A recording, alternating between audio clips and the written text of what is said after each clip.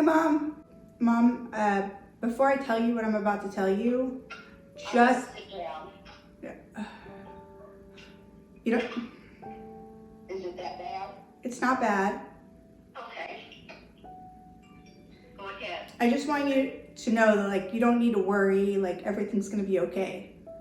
Okay. The only reason I didn't tell you is just because I don't want you to worry. I am having a double mastectomy because I have breast cancer. A double mastectomy? Oh, TJ. Oh my goodness. Did they see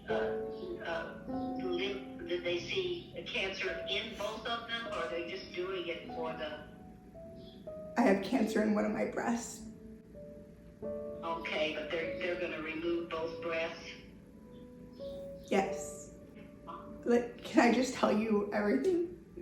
Please, yeah, rather than me ask and guess, yes. Last year, when I stopped breastfeeding Magnolia, my breast got thin again, and I felt a lump in my right breast. I thought it was the marker that they put back in 2017 because they said it feels like a grain of rice. So I didn't think anything of it, and I said, well, I just want to make sure I get it checked. The closest OBGYN to my house, and I just said, look, I need a referral for my breast. And they did a pap smear because why not? I was already there. Pap smear came back great, and I got a referral for my breast.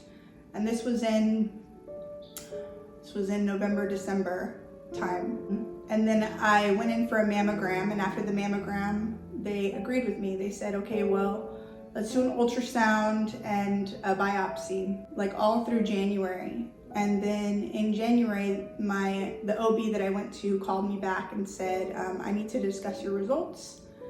And I knew then, like, because no news is good news, you know? Yeah. So I knew then it was something. I went in, she couldn't tell me what stage I was in. I said, well, like, how far along? How big is it? Like, what stage am I in? And she couldn't tell me any of that. So she said she's immediately referring me to a cancer hospital.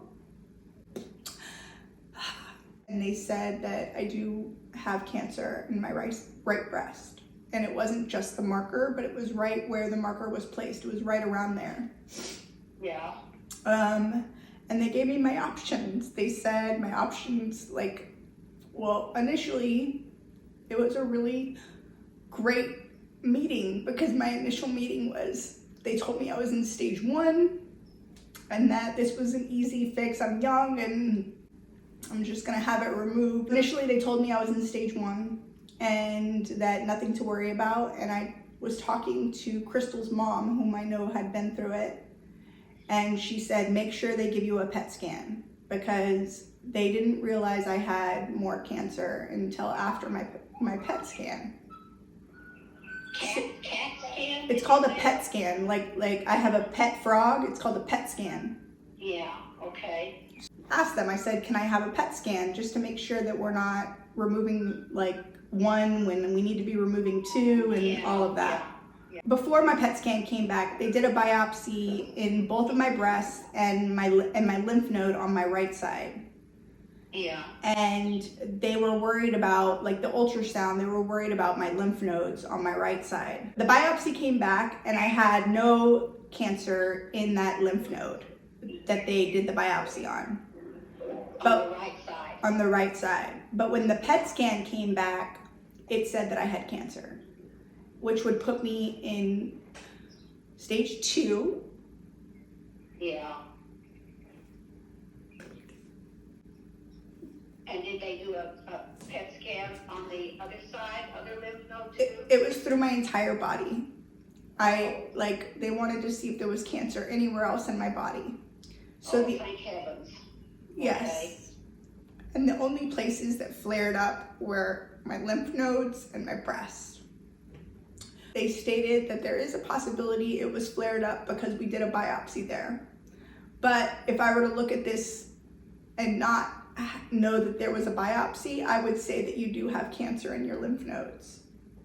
So, we're preparing ourselves. That's also why we're not moving right now, because I'm gonna get through this first.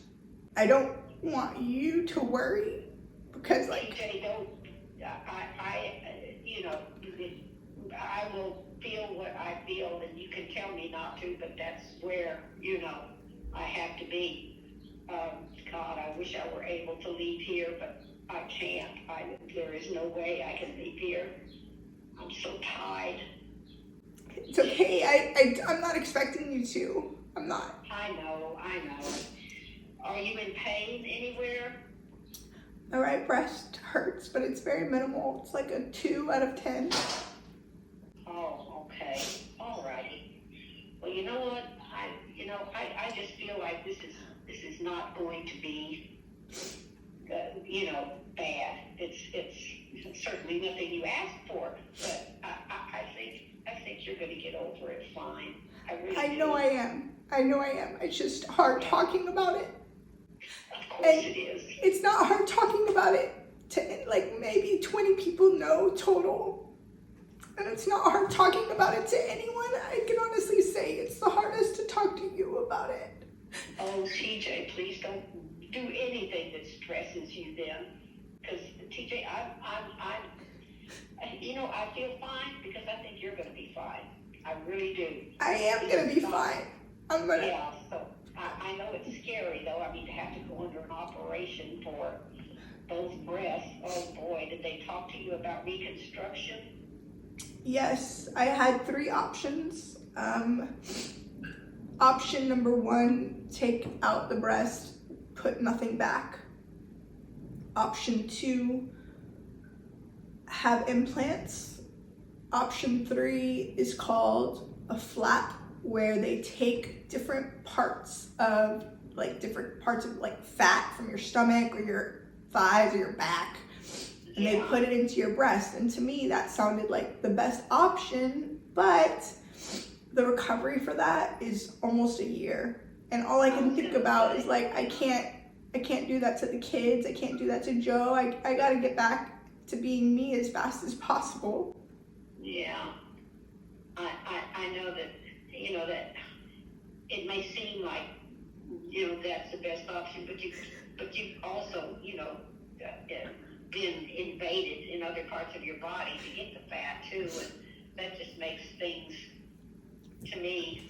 The flap's not, I'm gonna have, I went back and forth with having nothing to having implants, and I mean constantly back and forth. I met with 2 different plastic surgeons. I actually fired my first one. Yeah. Because she knew nothing about little people, and she talked down to me, and I felt very belittled, and I immediately felt like this is not the person for me. And my new plastic surgeon is incredible, and we're going. What is her name? His name is Dr. Correa. Male or female? He's male. He has an accent on his E. I felt like it was meant to be like Jolie and Correa. Correa. Oh yeah. Yeah. So I'm getting implants, but it's not like it's the. Well, do they do that during the same operation where they remove the nose or whatever? So initially, yes. Initially, when I was in stage 1, when they were sure that I was in stage 1, they would put the implant in, and then basically after I was done with that operation, I would. Okay. I'm sorry. It's okay. Over here. Little monster. Somebody drive over him. Anyway, go ahead. I would take a pill, and then that would be the end of it. But because I may be going through radiation and chemo, they don't want to put the implants in until. Because that'll block the treatment. It'll destroy the skin around it, where I may even need to get another implant. So they said they're putting what they call a sizer there. Insurance wouldn't cover another biopsy because they wanted to look at a different lymph node in my armpit, and insurance wouldn't cover it. And since insurance wouldn't cover, because they'd already been in that same spot, I have to wait until they remove the lymph nodes during surgery, and then 7 to 10 business days after surgery, I will know what stage I'm in. Oh, okay. But it's stage 1 or 2. I can fight this. Yeah. And you know what? Probably if this were 10 years later, you'd probably say, oh, to heck with it, and keep those boobs. I don't want them back. yes, they said the same thing. They said older women usually don't want breast implants, but you're very young. I'm like, I'm not that young, but they said, you know, like it's, and I fought with the idea of whether I get them or not as well. I didn't know if I wanted them. I don't know. Yeah. But I'm deciding to go for it. So they're putting a sizer in my breast, and then after 7 to 10 days we'll know. And if it comes back negative, if the biopsy basically from the lymph nodes come back negative, then they'll schedule the surgery within 3 to 4 weeks. And if it comes back positive, then I'll keep the sizer in until after chemo and radiation, and then I'll get the implant. Okay, and if you need chemo and radiation, how long do they expect that to last? It can be a process anywhere between 3 to 6 months.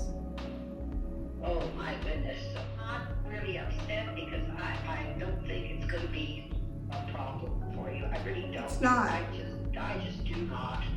You know, and for that matter, it's going to be good because then you'll be able to, you know, be watchful in the years that come, so that if it crops up again, you know, they'll be sensitive to it. So sorry, TJ. No, Mom, all's good. I have to actually let you go because I need to go pick up Penelope from school. Yeah, you sure do. And don't be crying and trying to drive and just have an accident because you're upset. I really don't think you need to be upset at all, TJ. I don't. I'm okay.